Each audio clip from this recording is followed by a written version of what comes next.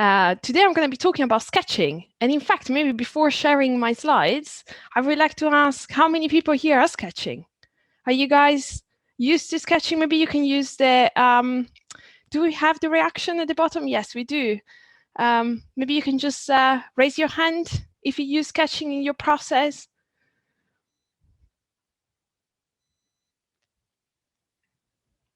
Yeah, a few people. Some people are getting really excited about sketching. They're even clapping. Great. Love that. I'm one of those. I'm already clapping about my own talk. It's weird. All right. Okay, so I'm going to be talking about sketching. I'm a data designer, but I do think that sketching is a foundational tool to have.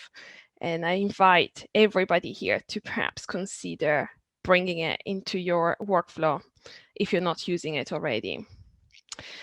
So you might wonder if this excitement got me a bit too far.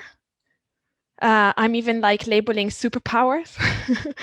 But really the inspiration for this title came from a drawing that my mom found hidden among a bunch of stuff that she was about to throw away. It's probably a self-portrait that I drew many years ago.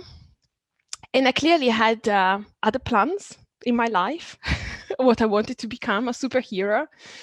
I wonder if my younger self will be quite disappointed about what I've become or not.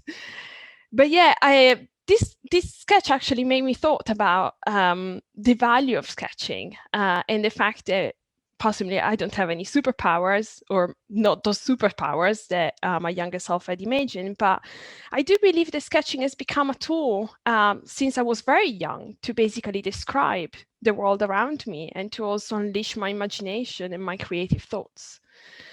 So yeah, this is like when I grow up, what do I want to do?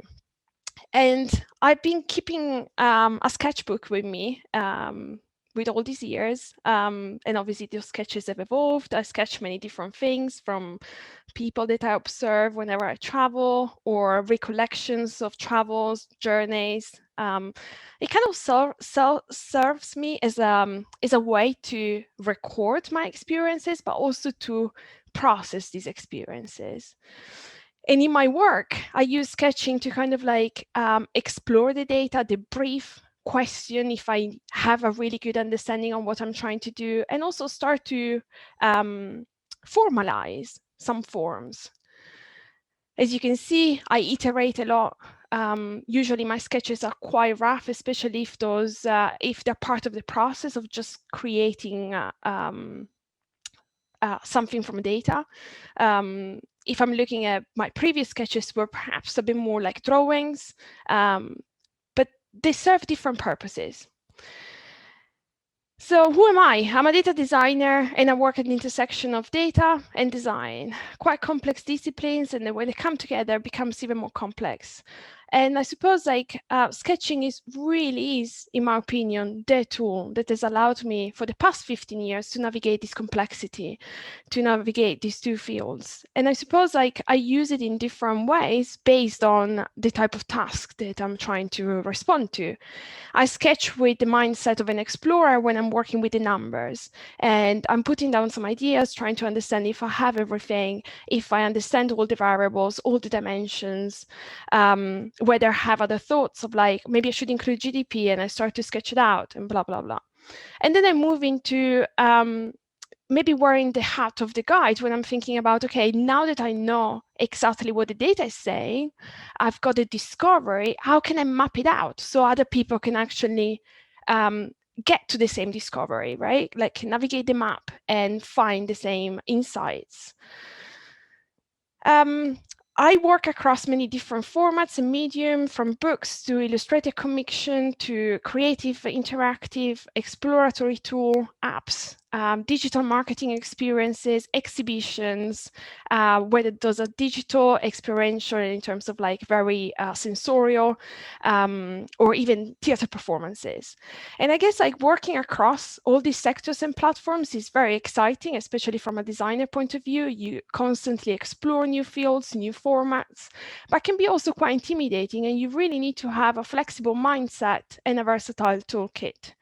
So today, what I really want to celebrate is this tool that allows me to work across all these different formats, sectors, and allows me to ideate, communicate, and also teach. Part of my practice is also sharing my experience with other professionals or students. They want to get better communicating data, or they might just move the first steps. And also, just notice, I sneak in a 3D pie chart and nobody's getting offended. So that's a superpower of sketching, right? A quick, perhaps, consideration before I jump into the ideate. I think it's really important to define a difference here. I believe that there is a difference between drawing and sketching. Some of the initial things that I showed you at the beginning of my sketchbooks, perhaps are more drawings, right? I take my time and I kind of like paint those vignettes and those maps. But what I really want to talk about today is the rough, fast, disposable act of putting down on paper an idea, right? So we're not looking for something that is perfect. We're looking for conceptual thoughts, a tool that enables a mindset. And this is the first thing that I want to talk about. How can we come up with ideas? How can we go from numbers into something that is visually insightful? Well, I suppose we need to discover, and then we need to also respond to the act of creation, create something new. So we know that design is problem solving, and sketching is part of this process of answering a task, a brief, coming up with a solution to a problem. And in order to do so, we can't just jump straight into the computer and say, I'm going to do this and this and that. You kind of need to have a map. You kind of need to have this idea, this initial kind of like formalized idea of what you want to do. And in order to do that, you need to have a clear understanding of the data. So sketching allows you, if the starting point is numbers, is data table, to kind of like start to see what comes out of the analysis of the initial processing of the numbers and start to put it into a visual form. But also allows you to capture questions, thoughts. So your starting point might not be a data set, might just be like an investigative thought that you might have. What does this book look like? Can I visualize the structure of it? And as you go through the process of collecting the data, you start to sketch it out. You start to sketch the structure of the data, collecting it and processing it. I also believe that sketching brought me confidence in the ideation process. With any new brief, there is always this moment of like, oh my God, this seems like just so big, or is intimidating because maybe it's a new subject matter. You're working with experts that you're not very familiar with. And I do believe that sketching really allows me to overcome this fear of the first few steps, as well as like the blank canvas, right? Where do you possibly start? With the possibly the most demanding project of my life so far, creating a book about the history of the world, infographic history of the world, where we created 100 infographics from scratch. I had to really create almost like a workflow that allowed me to come up with an output in a day and a half. That was how strict the kind of deadline that the publisher gave us. So sketching was really this kind of like quick way to get me to familiarize with the challenge, with the data, and then start to link this data to the visual metaphors that Vinicius just explained greatly, and then bring it to life with design. And if I don't know what I'm doing, I could spend hours and hours moving pixels around without actually knowing what I'm doing. So I would rather spend 1 or 2 hours on my sketchbook, quickly try things out, and then once the light bulb comes up, I'm ready to move into whatever software I need to execute this idea.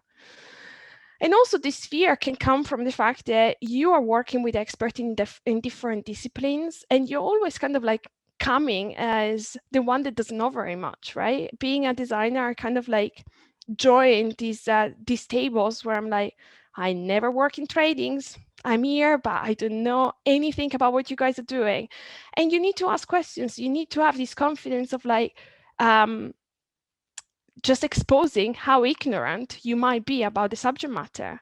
And Sketchy allows me to do that with confidence, because I can map out a few ideas and go to this expert and say, I'm understanding the topic to be this way. Could we communicate it in this way? And this is when I kind of like, I can lay out my knowledge and also fill in any gaps that I might have.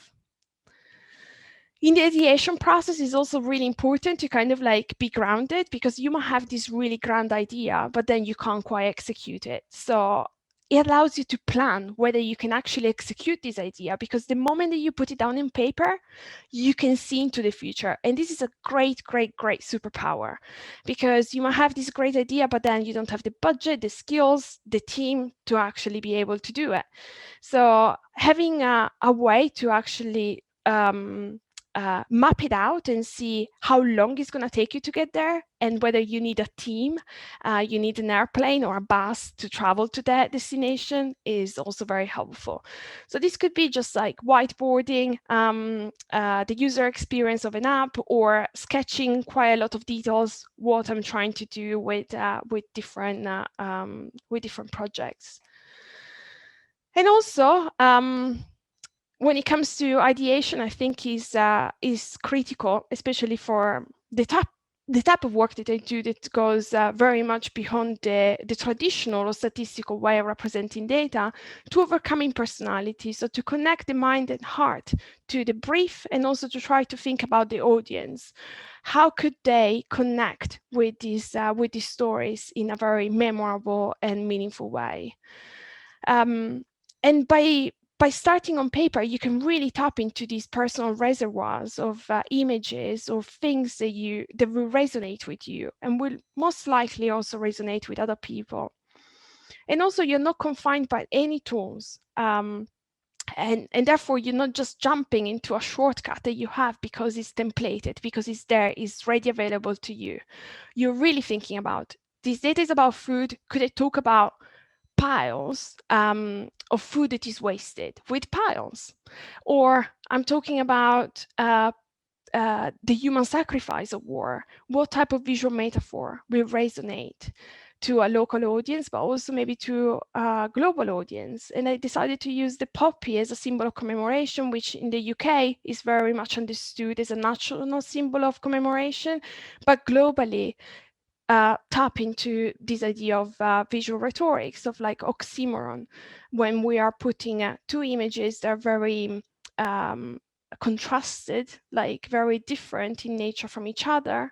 We're talking about death with life.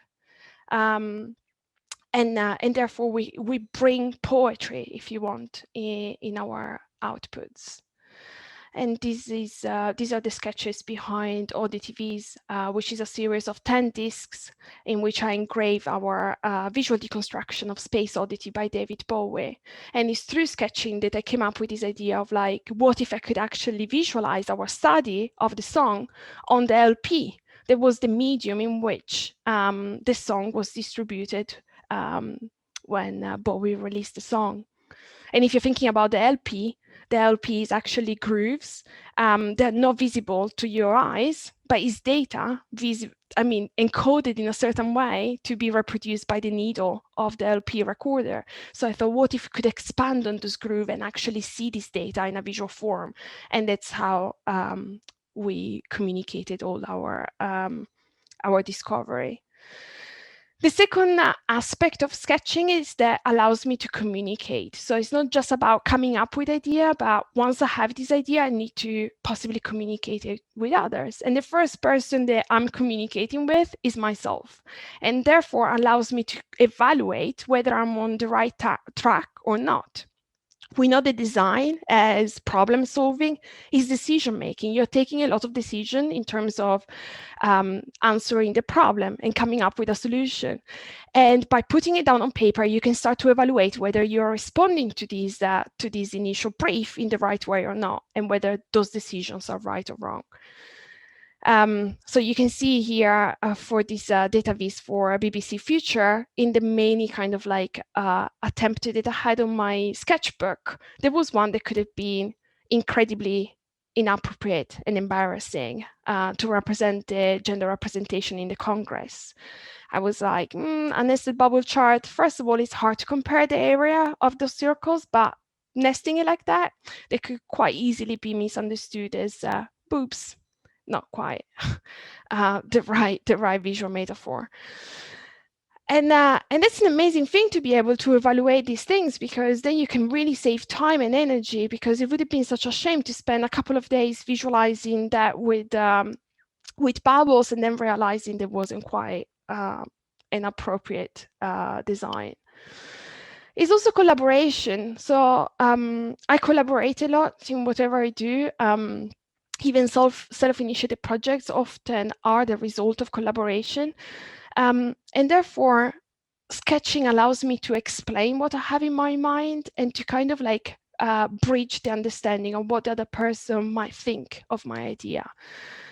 And therefore, it really helps dialogue as well, because I can put it down on paper and then a developer can react to it and say, this is impossible, this would take me too long, or what about we do this? Like, what about we take this other element? And that's an amazing thing, because instead of giving my collaborator a pixel perfect definition of an idea, I give him a seed, right? I'm planting a seed of a potential execution.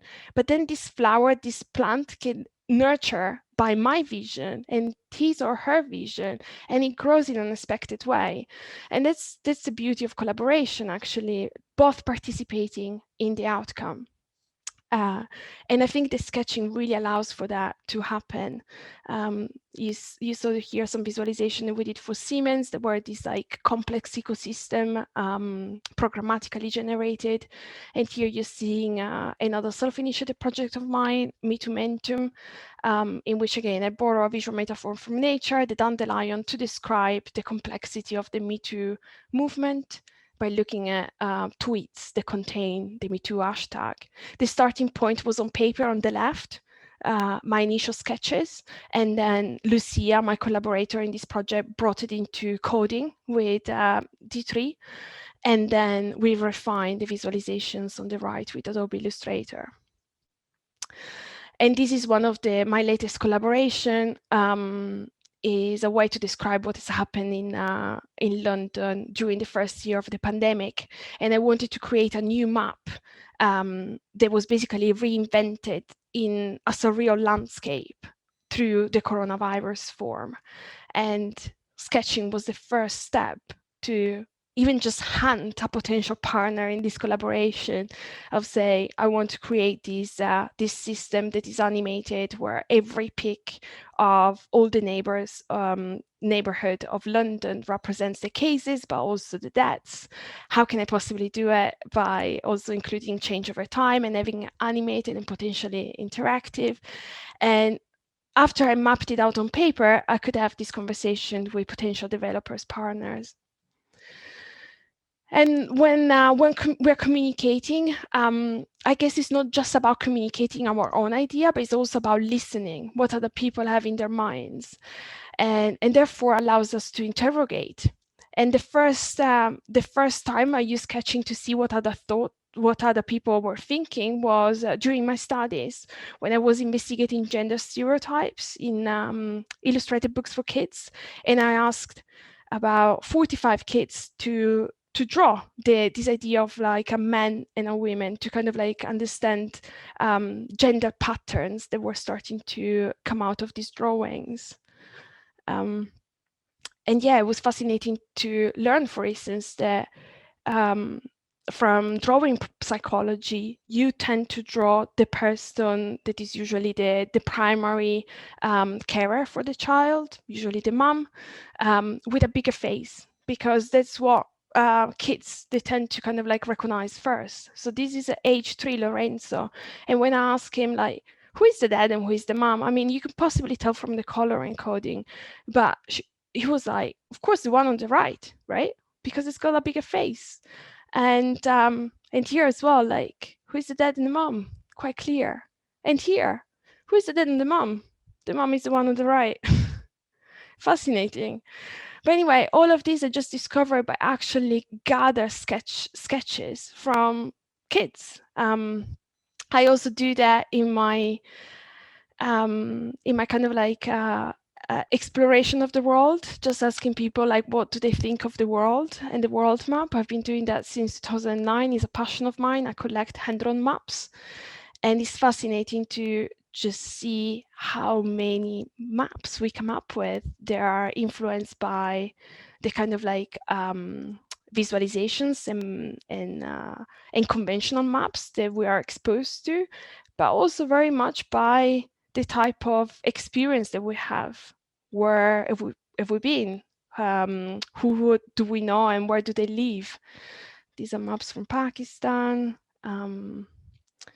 Yeah, so here you just see a few maps. Fascinating stories, displays for storytelling.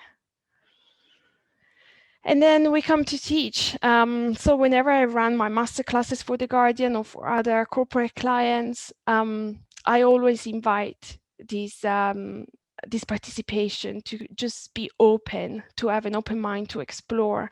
And I introduce people to the idea of data mapping with a very simple exercise that perhaps you want to try at some point.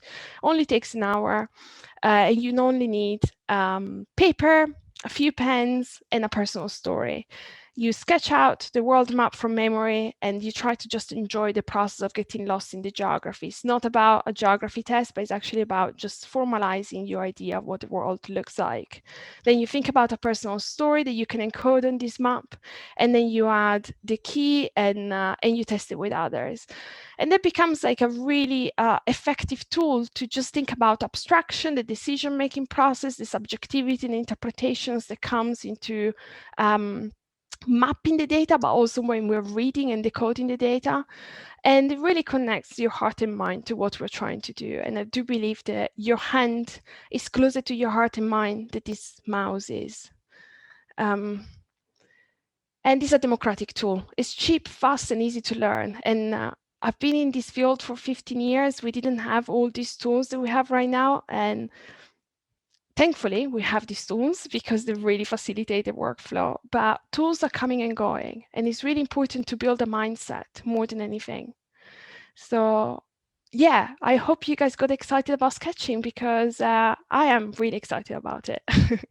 And yeah, I guess like the final remark is just that it can be a compass, right? Whenever we're connecting these three disciplines, data, story, and design, we should not forget our responsibility to really reach the audience, because that's ultimately what we're trying to do.